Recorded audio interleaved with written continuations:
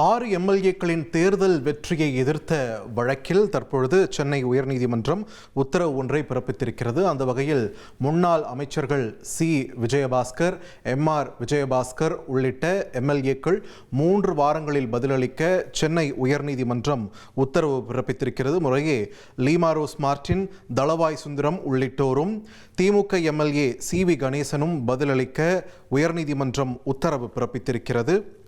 6 எம்எல்ஏக்கள் அந்த வகையில்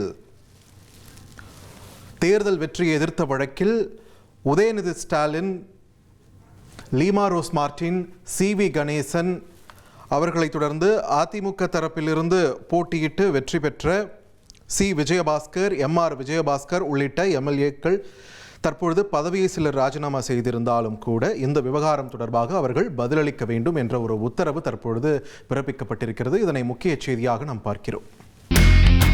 இனி செல்லும் இடமெல்லாம் செய்தி. தந்தி டிவியின் வாட்ஸ்அப் சேனலை ஃபாலோ பண்ணினா செல்ல இருக்கும் இடமெல்லாம் செய்தி.